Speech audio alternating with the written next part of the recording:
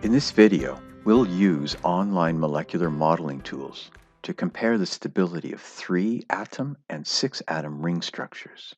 The basic premise in this approach is that molecular models can be used to predict relative stability of a ring structure, and that the more stable a structure is, the less reactive it is, and the more likely it will be found in common biochemical and organic chemistry molecules.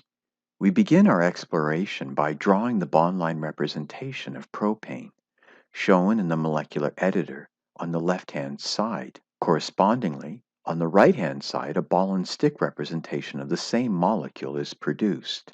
The ball and stick representation clearly highlights the tetrahedral geometry about each carbon atom, which is associated with bond angles of 109.5 degrees and an sp3 carbon atom hybridization.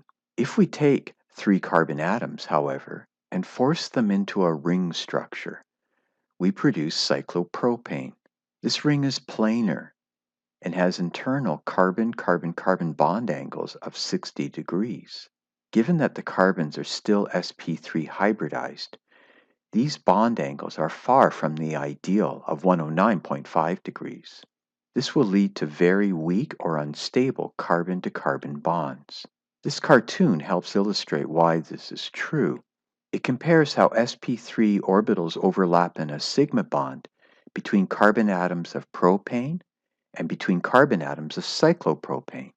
Because the carbon atoms in propane are oriented to produce maximum overlap of the sp3 hybrid orbitals in a head-to-head fashion, this allows for relatively strong bond formation.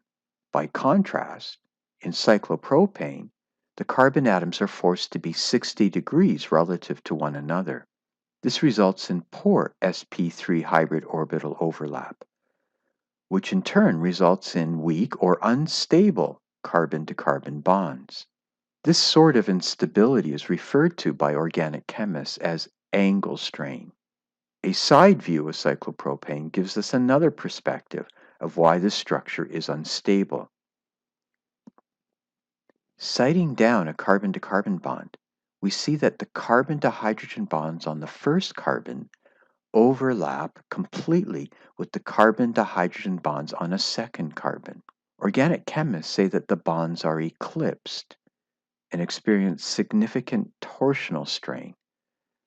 This is because the electrons in one bond repel the electrons in the second bond.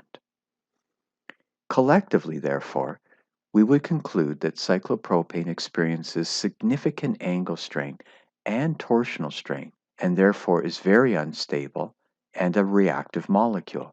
Its structure is therefore not likely to be found in common biochemical or organic chemistry molecules.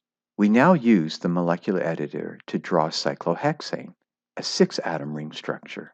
In viewing both the bond line drawing and the ball and stick model, it appears initially that the ring is planar and has bond angles of 120 degrees.